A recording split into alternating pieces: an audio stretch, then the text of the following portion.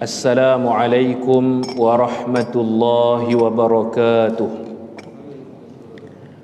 Alhamdulillahi rabbil alamin, wabihi nasta'in, wassalatu wassalamu ala ashrafil anbiya'i wal mursalin, wa ala alihi wa sahbihi ajma'in.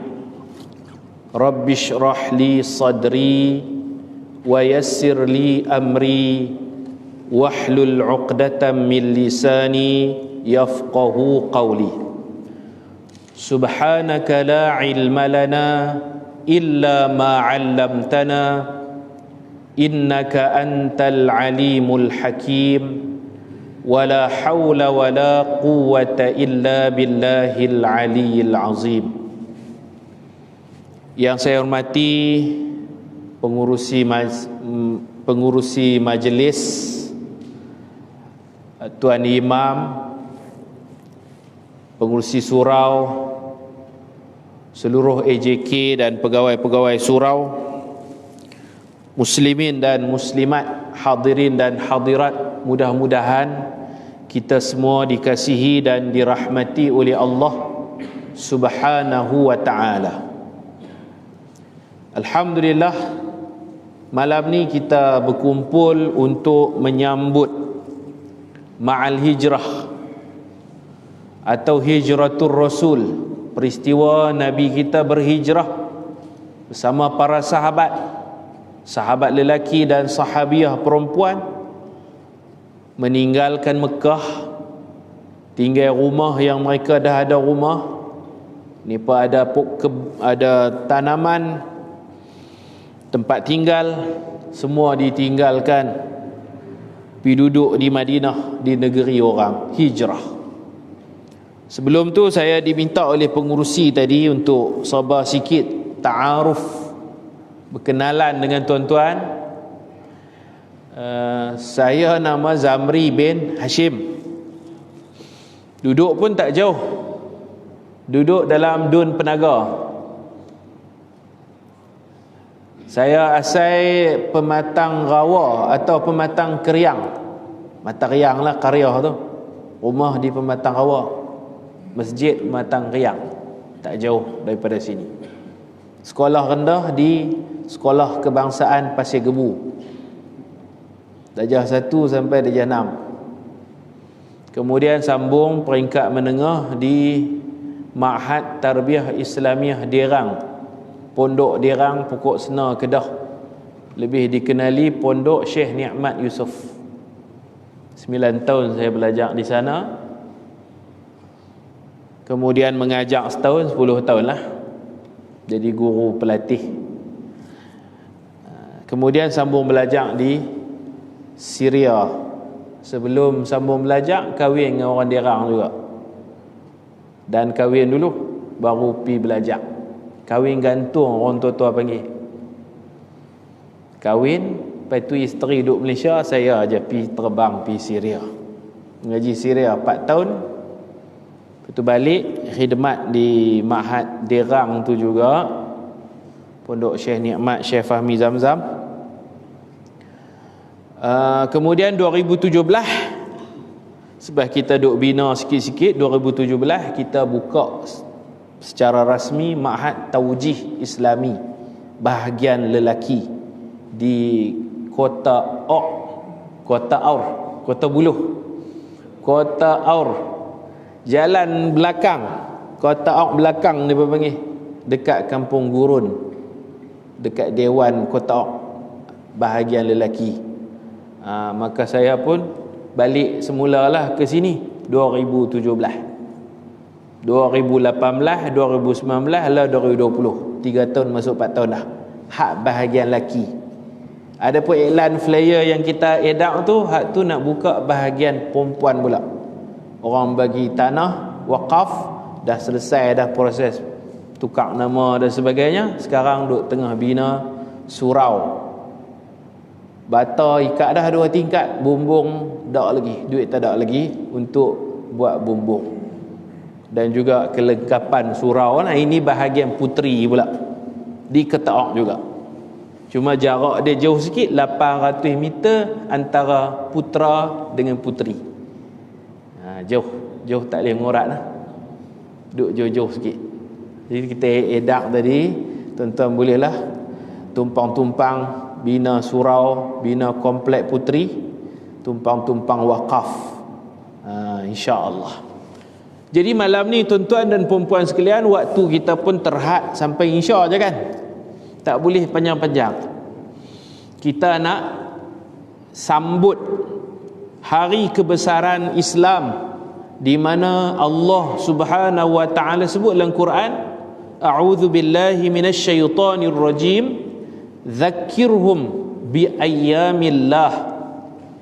Maksudnya ingatkan mereka dengan hari-hari Allah. Maksudnya hari-hari kebesaran Islam ni kena kita saling ingat mengingati, peringat kat orang. Kita ada dalam kalender dah ma'al hijrah. Ma'al tu sama-sama, hijrah sama-sama berubah. Tu slogan Malaysia lah, ma'al hijrah. Sama-sama berubah. Nabi dulu hijrah tempat dari Mekah ke Madinah.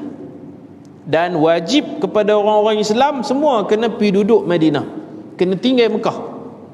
Sebab duduk di Mekah tak boleh nak semayang, tak boleh nak buat amal ibadat, nak berimpun ramai-ramai pun tak boleh.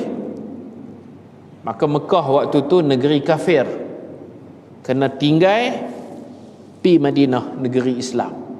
Nak sokong Nabi, nak bantu Nabi, nak hidup cara Islam bersama Nabi, kena pi Madinah. Wajib berhijrah, wajib tinggal Mekah, pi duduk Madinah.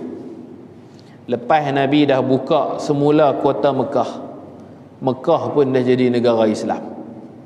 Tahun ke-8 Nabi patah balik, Nabi buka kota Mekah, pembukaan kota Mekah. Lepas Nabi berjaya buka Mekah, Nabi bersabda, la hijrata ba'dal fathi. Tak ada lagi hijrah dengan maksud nak kena pi Madinah, nak kena tinggal rumah, nak kena tinggal tanah. Tak ada lagi dah lepas ni hijrah, selepas kejayaan membuka kota Mekah. Tak ada dah hijrah macam tu, tak ada dah. Hijrah macam lain ada.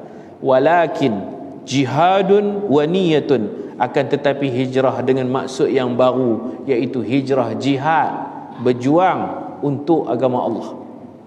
Fikir nak tinggikan kalimah Allah.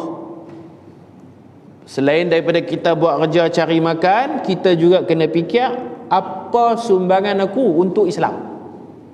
Tu hijrah. Wa niyatun, dan niat.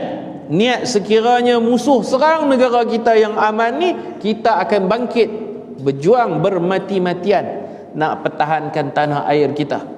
Niat atau keazaman, niat untuk sanggup korbankan darah, sanggup korbankan wang ringgit, sanggup korbankan sehingga ketitisan darah terakhir kalau Islam minta darah kita. Hak tu kena ada. Jihad daripada satu tempat ke tempat ni tak ada dah. Tonton duduklah pematang tinggi ni, B kan C? B, C sana no. A dah, A pun ada, A dalam sikit kan, A pun ada, B pun ada, C pun ada.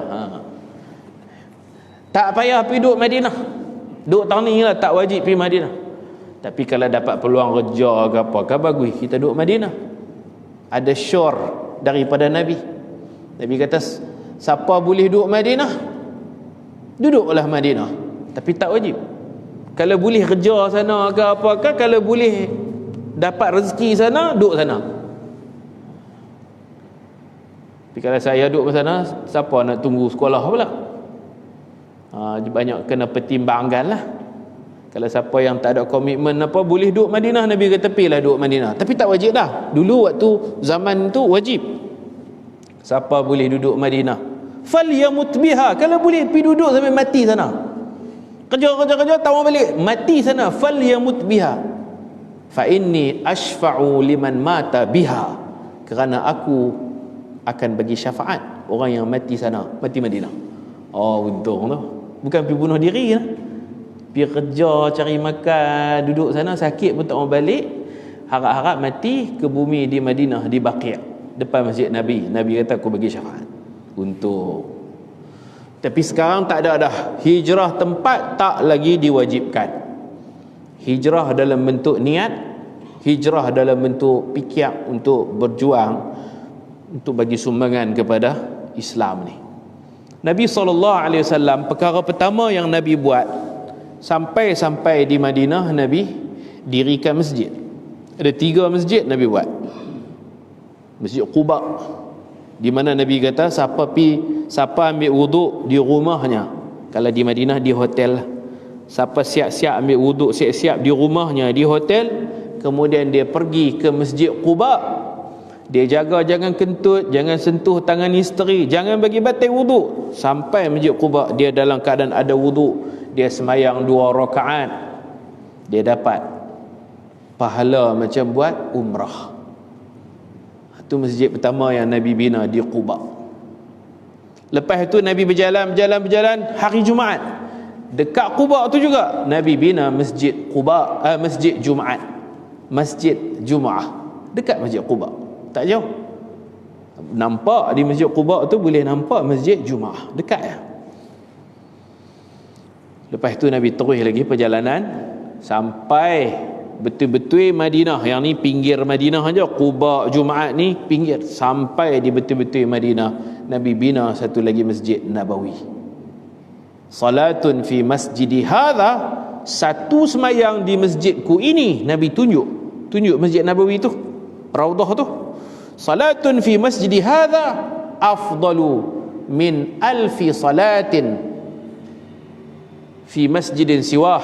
Satu solat di masjidku ini lebih baik daripada 1000 solat di masjid-masjid lain. Masjid Payah Keladi ke, Masjid Taqwa Bertam ke, tak boleh lawan. Masjid Nabawi satu semayang lebih baik daripada 1000 kali semayang di masjid-masjid lain, kecuali Masjidil Haram. Masjidil Haram satu solat 100,000 kali ganda. Jadi Nabi mula-mula bina masjid, kemudian Nabi fikir macam mana nak bagi orang suka main masjid.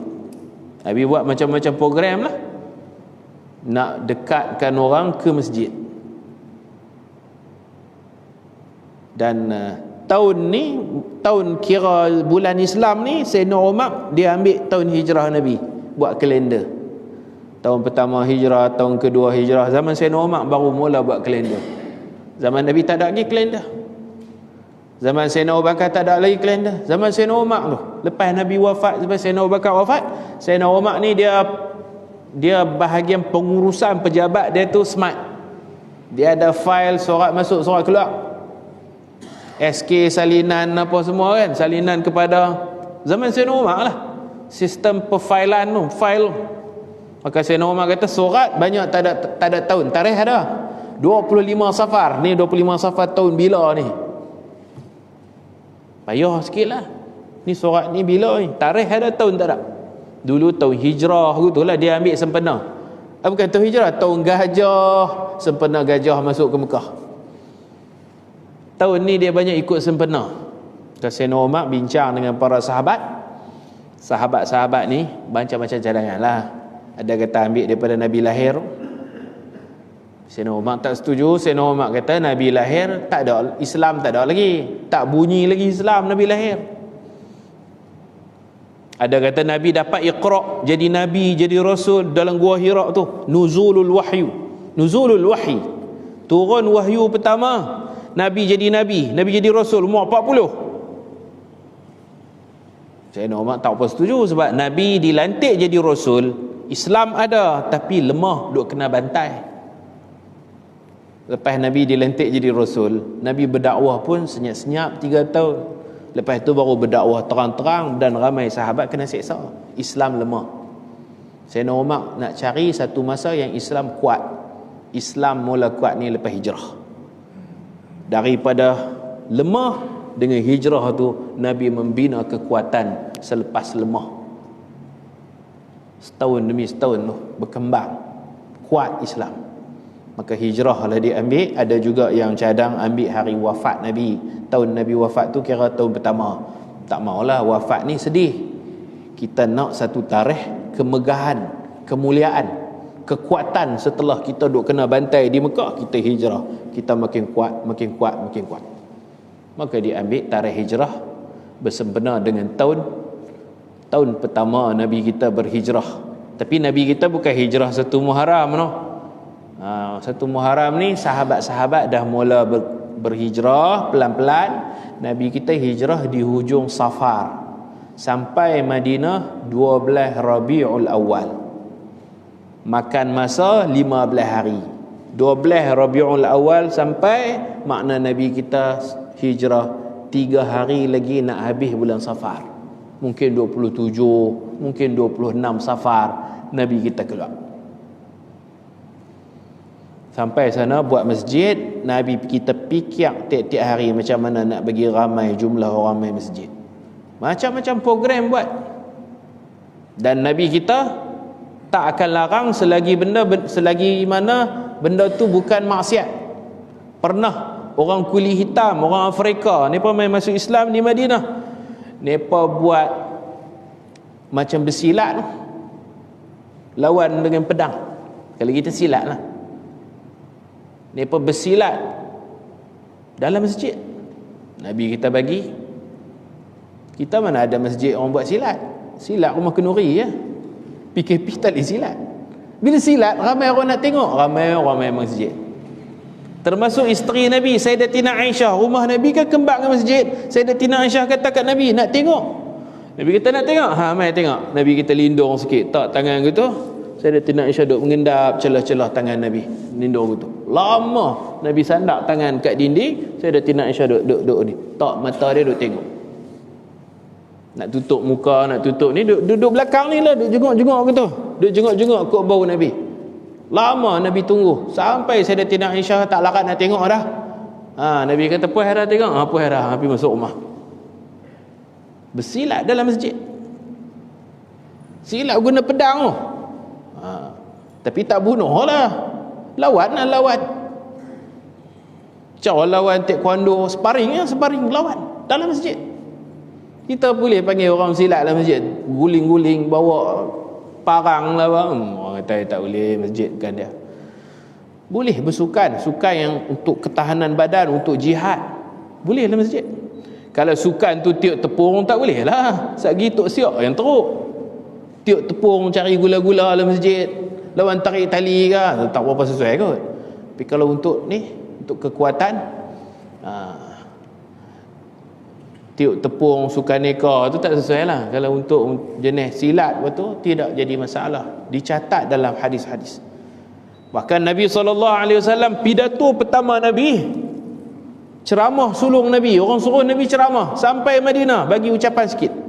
Nabi pun bagi ucapan pendek, tapi walaupun pendek berkesan. Tak panjang, saja, tak sampai 5 minit. Nabi kata, ayyuhan nas, wahai sekalian manusia, aku nak pesan 4 benda. 4 tak banyak, 4 je. Orang boleh ingat. Afshus salam, jumpa orang bagi salam. Sebarkan salam. Jangan duk bergaduh, salam ni mana selamat, sejahtera. Jumpa orang bagi salam. Bagus lagi, berjabat tangan, bersalaman. Apabila 2 orang Islam bersalaman, Allah gugurkan dosa sebelum mereka berpisah. Gila payah sikit nak salam no. Takut ada COVID. Sunnah jumpa orang salam ni, salam dengan mulut ya, Assalamualaikum, Waalaikumsalam. Nak suar tangan tu tak berapa nak berani. Nabi kata yang pertama, jumpa orang bagi salam. Dalam riwayat lain, kenal tak kenal bagi salam, janji dia Islam. Dia Islam bagi salam. Saya kerap kali pergi negara Imam Bukhari. Imam Bukhari bukan orang Arab. Bukhari Muslim tu kan. Imam Bukhari orang Uzbekistan. Tiap-tiap tahun pergi, tahun ni tak pergi. Baru ni pergi bulan 3, balik kena kuarantin. Tapi tak ada penyakit apa guru kami, alhamdulillah. Pergi tu tak ada lagi kena PKP. Hari nak balik tu, malam tu, jalan kira sunyi ya. Tentera mula dikerahkan, memang bah boleh pederah. Sunyi, tengok tak ada kereta, tak ada motor. Tu hari saya balik bulan 3 hari tu. Imam Bukhari, dia orang Uzbekistan. Muka ni apa macam nak Cina macam tu. Pergi sana tak berani bagi salam lah. Tak tahu dia Islam ke, dia tak Islam. Masih ada juga orang tak Islam. Muka macam Cina, muka macam orang Iran buat dah. Campur-campur ni bah. Nepal bagi salam kita, jumpa Assalamualaikum, kita Waalaikumsalam. Kita nak bagi salam seriah. Ala di Malaysia ni boleh kenal, dia ni Melayu, cuma tak tahu nama aja. Nabi kata iqra'is salam, bagi salam. Ala man arafta tuqri'us salam, kamu bagi salam kepada orang yang kamu kenal dan orang yang kamu tak kenal. Kenal tak kenal cerita lain. Tengok muka Melayu ni, Assalamualaikum. Waalaikumsalam. Itu pesanan pertama Nabi, pidato sulung setelah tiba di Madinah. Dan hak jawab pula ni, cuba jawab bagi lebih panjang. Jawab bagi panjang lagi. Saya dalam buku ni, buku saya susun ni 40 hadis Nabi Muhammad bercerita. Nabi Muhammad cerita, Nabi Adam mula-mula sekali dia belajar cara bagi salam dan cara jawab salam. Kan wa'allama Adam, Allah ajak Adam. Ajak macam-macam lah. Macam-macam ilmu Allah ajak Nabi Adam. Tapi ilmu pertama yang Allah ajak, bagi salam, jawab salam. Hak tu dulu. Ajak akhlak lah. Sebelum nak ajak ilmu macam-macam, akhlak dulu.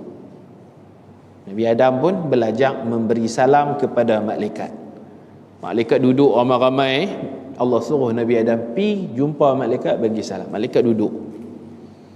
Jadi di situ Nabi Adam dapat ilmu. Orang berdiri, adabnya yang berdiri bagi salam kepada yang duduk, yang seorang bagi salam kepada yang ramai. Nabi Adam seorang, malaikat ramai. Nabi Adam berdiri, malaikat duduk. Banyak ilmu dia dapat. Lepas tu dia bagi salam ringkas ya, Assalamualaikum. Tiba-tiba dia dengar malaikat jawab panjang, Waalaikumsalam warahmatullah. Itu cara jawab. Ma'al hijrah ni makna bersama-sama berubah. Kalau orang telefon kita Assalamualaikum, jawab Waalaikumsalam warahmatullah. Sampai tang tu pun tak pada wabarakatuh, lagi bagus lah, lagi panjang, lagi bagus. Fahayyu, dalam Quran sebut fahayyu bi ahsana minha, jawablah salam lebih baik daripada pemberi salam. Pemberi salam dia dapat bahagian pahala, yang memberi salam tu pahalanya lebih banyak daripada yang jawab salam. Di situ untung bagi salam. Kita pula rebut pahala, jawab bagi lebih, supaya pahala kita hak lebih tu lebih daripada pahala dia yang salam dia pendek, salam kita jawab panjang. Ni dia bagi pendek, kita pun jawab pendek, menang kat dia. Dah dia memberi, kita menjawab. Memberi sunat, menjawab wajib. Pahala dia lebih. Dia bagi salam, kita kena jawab. Macam tu lah, jawab bagi panjang. Afshus salam. Yang kedua Nabi pesan wa at'imut ta'am. Buat makanan, jamu orang makan, buat kenduri. Sahabat-sahabat Nabi dengar hak ni pun buat kenduri. Terutamanya jamu orang masjid. Dua pahala, yang pertama kenduri, yang kedua menggalakkan orang main masjid. Ada kenduri dia buat di masjid, ada kenduri buat di masjid. Macam banyaklah kampung-kampung saya duk tengok ni, kalau nak buat tahlil ke apa ke, dia pun buat masjid, tak buat di rumah. Buat rumah payah, nak kena basuh pinggan apa semua. Jenis bungkus lagi senang. Hak jenis makan malam dia makan, hak jenis tak makan bawa balik bungkus tu. Ada pantang setengah tu, aku tak makan malam, tak makan tak apa, tak payah basuh lah. Buat di masjid. Sahabat-sahabat Nabi ni kalau nak jamu orang makan, dia pun bawa pergi masjid. Kecuali Rasulullah tu, dia pun berbesar hati lah panggil main rumah untuk ambil berkat lah. Bahkan hak duk gantung pisang hari Jumaat lah ni rupa-rupanya zaman Nabi dah duk gantung lah, tapi gantung kurma. Gantung kurma, gantung tuan tu. Kerana belakang rumah Nabi ada Ahlus Suffah. Belakang rumah Nabi ni ada macam bangsai. Sampailah bangsai tu duk ada. Dia tinggi sikit lah, bangsai lah kita panggil. Di situ tempat tinggal orang-orang yang rapat dengan Nabi, orang yang bujang, yang tak ada isteri, tak ada siapa nak masak di rumah. Dia main mengaji je, ikut Nabi, follow Nabi. Yang bujang-bujang, ada umur belasan tahun, ada 20-an, duduk situ. Ketua kelas Abu Hurairah radhiyallahu an. Sampailah lantai masjid Nabi ni rata, tang tu dia tinggi, dia jadi bangsai, dia jadi macam pangkin tempat duduk. Belakang betul-betul belakang raudhah. Orang main gantung kurma. Tapi ada juga kurma hak buruk-buruk baru main bawa pergi masjid pun ada juga. Hak buruk-buruk baru main gantung. Allah Ta'ala tegur. Tughmidu fi, hampa ni bagi infak benda-benda buruk. Kalau orang bagi ke hampa berpejam mata, hampa tak lalu nak makan. Hak tak lalu baru nak bagi dekat pelajar-pelajar Nabi. Macam orang buat kenuri lah. Kenuri tak habis, hantar mai kat Mahat Taujih. Kalau tak basi tak apa lah. Dah kadang tu nak berbuih dah. Hantar malam kan. Hantar mai bungkus tengok berbuih kembung elok. Macam ni bukan nak jamu ni. Ni nak bagi mati. Ni bukan kenuri. Jadi Allah Ta'ala tegur. Bawa mai buah gantung. Ni gantung macam kita di sini lah, duk gantung pisang. Bergantung tandan kurma. Allah Ta'ala tegur, kalau nak derma ni bagilah elok-elok, carilah buah hak bagus-bagus. Macam tu. Jadi at'imut ta'am, jamu orang makan. Ada masjid, siapa mai subuh ada orang taja KFC. Oh no. Mai masjid dapat KFC, budak-budak. Budak-budak ni kita kena puji ni apa? Kalau rajin baca Quran, di sudut psikologi kita puji orang rajin, bagus, hak bagus pun kena puji. Hak tua-tua tak payah pujilah. Sekali dia makan puji pula kan. Budak-budak ni dia kena hurut, dia kena puji. Amboi, rajin ayah duk tengok kamu ni. Cikgu duk tengok kamu ni, kamu lah pelajar paling rajin. Syok dia, puji sikit atas kebaikannya. Jadi untuk menggalakkan orang masjid, ada tempat jamu KFC. Ada tempat bagi duit. Masjid Pajak Song. Saya pergi esok Pajak Song, buku-buku kitab-kitab yang saya duk terjemah ni, banyak saya mengajak di Pajak Song, banyak buah dah habis. Setiap pagi Selasa kuliah subuh.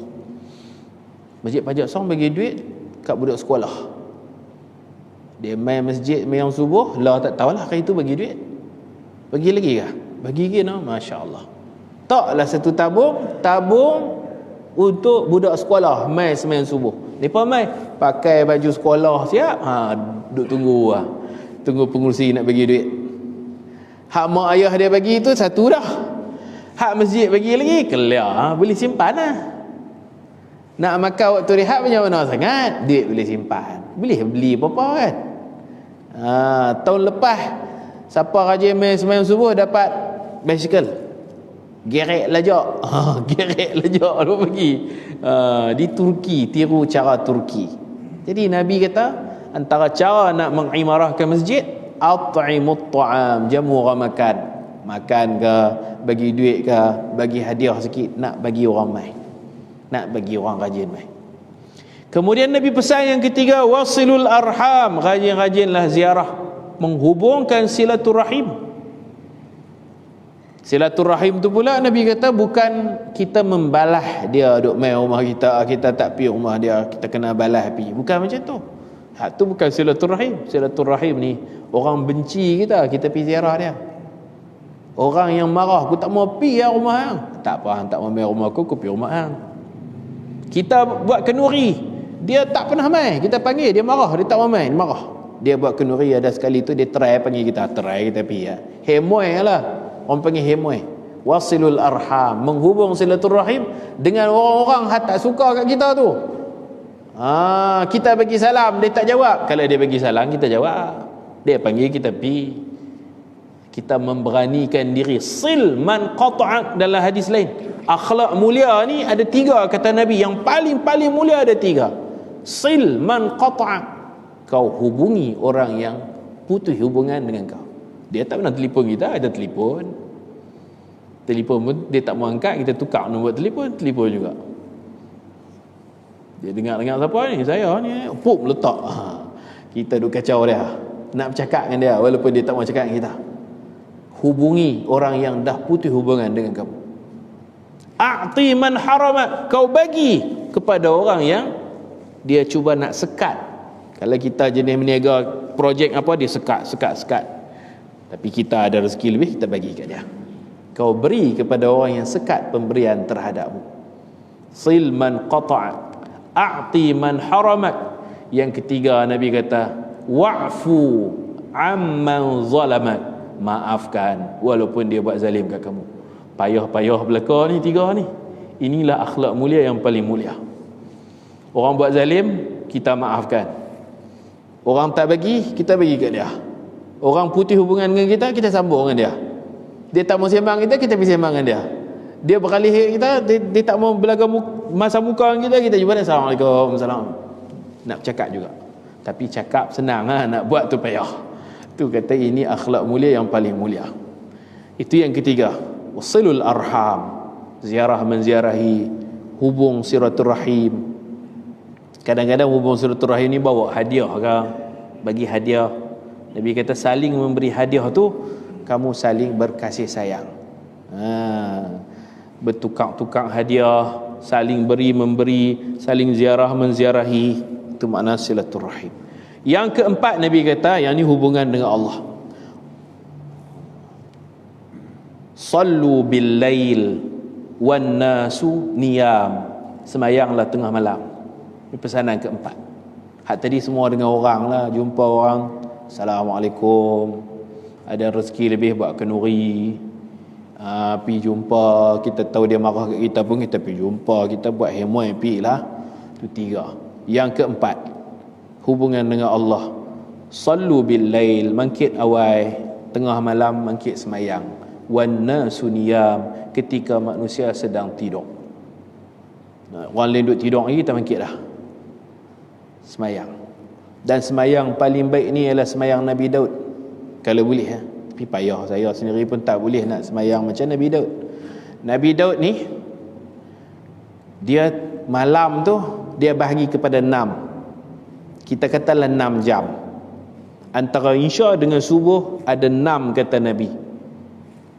Dia bahagikan 6, Isya sampai subuh. Kita kata 6 jam. Dia tidur setengah daripada 6, yakni 3 jam dia tidur. Tidur betul-betul lena tidur. Yanamu nisfahu, dia tidur setengah malam, 3 jam. Kita bahagi 6 jam, 3 jam tidur, 3 jam direct, tidur sungguh. Kemudian dia akan bangkit, yaqumu thuluthah, dia akan beribadat 1/3 daripada 6 jam. 1/3 daripada 6 mana 2 jam. 3 jam lena, cukup 3 jam dah tidur, bangkit semayang pula 2 jam. 2 jam. Habis dah 5 jam. 3 jam tidur, 2 jam solat, 5 jam dah. Baki lagi 1 jam sebelum subuh, dia tidur pula. Berselang-seli. Tidur 3 jam, bangkit semayang 2 jam, tidur pula sejam, satgi subuh bangkit pula. Boleh buat tuan-tuan? Sat tidur, sat jaga. Tidur, jaga. Itu cara Nabi Daud. Lah macam puasa lah. Nabi kata puasa dia pun macam tu juga. Yasumu yauman wa yuftiru yauman. Hari ni dia puasa, esok dia tak puasa. Lusa dia puasa, tak puasa. Puasa, tak puasa. Selang sehari. Puasa dia pun bergilat-gilat, berselang-selang. Tidur malam dia pun berselang. Maghrib Isya dia jaga, lepas Isya dia tidur 3 jam, lepas tu satgi dia jaga buat ibadat 2 jam, lepas tu dia tidur pula sejam, lepas tu dia jaga pula subuh, lepas tu tak tidur dah lah sebab dah siang. Kita tidur ke 12, kata ke 12 tidur. Tuan-tuan tidur ke apa? 11. 11 awal kot. Sembang-sembang apa tu kan, katalah ke 12. Ke 12 tidur 1, 2, 3. Tu tidur lah. 12 sampai ke 3 tu tidur. Ke 3 bangkit. 3 sampai ke 4. 4 sampai ke 5. Daripada ke 3 sampai ke 5 tu qiyamul lail Nabi Daud. Lepas tu 5 nak sampai ke 6 ada sejam lagi kan, dia tidur pula. Kita hak time tu kita bangkit sahur kan. Qiyamul lail dekat-dekat subuh. Peringkat kita kena semayang dekat-dekat subuh. Nabi Daud waktu tu dia tidur. Nabi Muhammad pun macam tu. Waktu sahur Nabi Muhammad akan tak kepala tidur. Sekali Sayyidina Bilal akan mai, as-salah ya Rasulullah, saya nak azan subuh boleh tak? Isteri Nabi pun kejut Nabi jaga. Nabi kata, sila, Sayyidina Bilal akan minta izin untuk melaungkan azan subuh. Minta izin satu, gerak Nabi tu. Nabi tidur balik. Nabi tidur balik dekat-dekat nak subuh. Kita kalau tidur balik, royuk pukul 11 pagi baru jaga. Hak tu baru warna sunniam sungguh. 3, 4 tu memang semua orang tidur. Kita kalau semayang pukul 5 pagi, bukan kita seorang, ada lagi orang lain duduk semayang. Yang Nabi kata ni, semayang di tengah-tengah malam, jauful lail, tengah-tengah malam, ketika semua orang tidur. Pukul 3 sampai pukul 4, 4 pukul 5 tu memang orang duduk tidur lah. Orang buat ibadat ni pukul 5 macam tu. Kalau boleh ambil hak tu ke, memang macam Nabi dak lah. Tapi payahlah. Tak apalah, semayang dekat-dekat subuh pun tak apa. Waktu sahur tu ada kelebihan lain pula. Ulama kata waktu sahur tu kelebihannya istighfar. Wabil asharihum yastaghfirun. Waktu sahur Allah suka dengan orang beriman ini beristighfar. Astaghfirullahalazim, astaghfirullahalazim. Jadi ada kelebihannya. Dan waktu tu juga malaikat turun, malaikat rahmat turun bertanya, siapa nak bertaubat? Siapa nak minta ampun? Siapa nak minta apa-apa? Taubat, ampun dan apa-apa hajat. Waktu tu Allah membuka seluas-luas pintu rahmat. Siapa nak bertaubat? Siapa nak minta ampun? Siapa nak minta apa-apa hajat? Mintalah, doalah. Jadi kita ambil hak tu lah. Waktu tu pun ada kelebihan, waktu sahur, yakni sebelum masuknya waktu subuh. Jadi tuan-tuan dan puan-puan yang saya muliakan, hijrah ini sahabat-sahabat berkorban. Kita pun kena berkorban untuk agama Allah. Korban masa, korban tenaga, berletih, berpenat untuk agama Allah yang dipanggil mujahadah. Bersusah untuk memajukan agama Allah. Susah lawan hawa nafsu kita ni. Kita jadi orang yang bermanfaat. Saya nak tutup dengan satu hadis. Nabi kata khairun nas anfa'uhum linnas. Sebaik-baik manusia orang yang memberi manfaat kepada manusia lain. Memberi manfaat kepada manusia, memberi manfaat kepada Islam itu sendiri.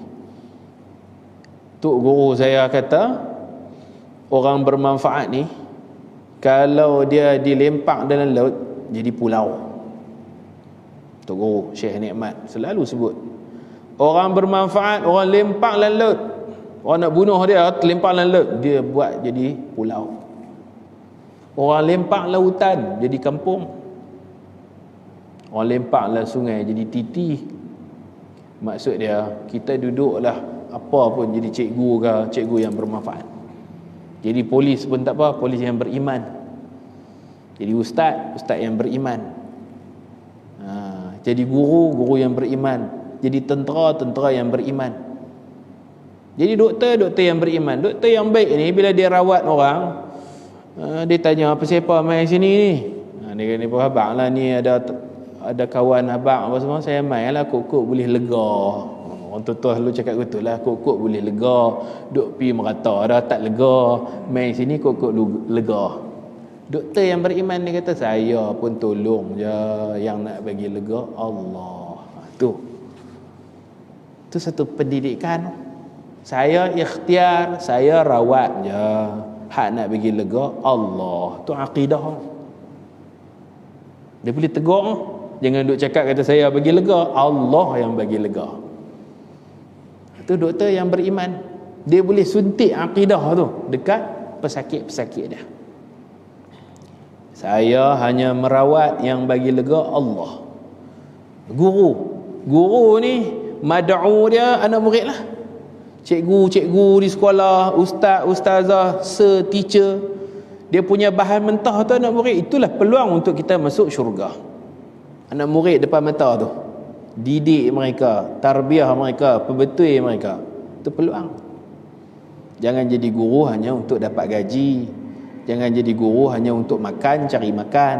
Tapi jadi guru untuk mendidik, untuk pimpin anak-anak ni bagi fikrah Islam, supaya mereka jadi manusia yang bermanfaat, yang bukan fikir diri sendiri tapi fikir nak tolong orang, nak bantu agama Allah Subhanahu wa taala. Jadi saya rasa takat tu insya pun dah masuk.